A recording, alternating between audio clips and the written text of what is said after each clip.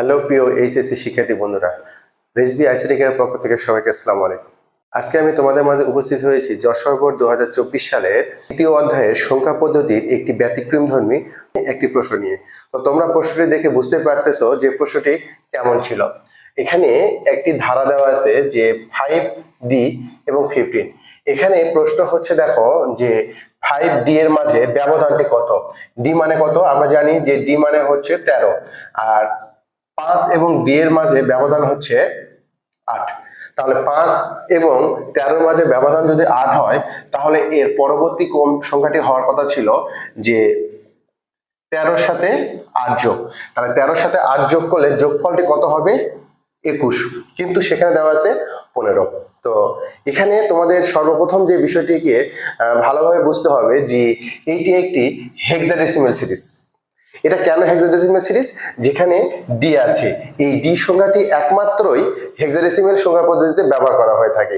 যেহেতু এখানে ডি ব্যবহার করা হয়েছে, তার মানে বুঝতে হবে পরবর্তী যে সংখ্যাটি আছে এই সংখ্যাটিও হেক্সাডেসিমালে আছে। তাহলে আমরা 21কে যদি হেক্সাডেসিমালে রূপান্তর করি, তাহলে কি করতে হবে?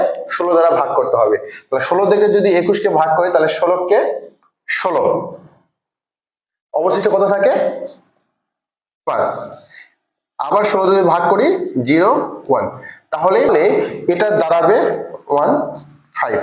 অর্থাৎ 15 এটা হচ্ছে একটি হেক্সাডেসিমাল সংখ্যা। তাহলে 15 পরে সংখ্যাটি কত হবে? 15 পরে সংখ্যাটি আমরা যদি ভাবি যে 21, এবং পরবর্তী সংখ্যাটি তার সঙ্গে আবার যদি আমরা 8 যোগ করি, তাহলে 21 এর সঙ্গে যদি 8 যোগ করা হয়, তাহলে যোগফলটি কত হবে? 29। দেখো এখানে 29 উত্তর আছে, তার মানে উত্তর কি 29 হবে? না, উত্তর 29 হতে পারে না, কারণ এটি আছে দশমিকে। কিন্তু আমাদের পরবর্তী যে সংখ্যাটি হবে সেই সংখ্যাটিও হবে হেক্সাডেসিমালে, কারণ ধারাটি হচ্ছে হেক্সাডেসিমাল। তাহলে চলো এখন 29টাকে আমরা হেক্সাডেসিমালে রূপান্তর করি। তাহলে কত হবে?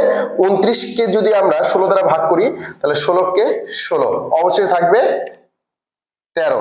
13 মানে ডি। এখন আবার 16 দিয়ে যদি ভাগ করি, তাহলে 0 1, অর্থাৎ উত্তরটি হবে আমাদের 1D, অর্থাৎ ঘ নম্বরটা হবে আমাদের কারেক্ট অ্যান্সার। আশা করি তোমরা বুঝতে পেরেছো।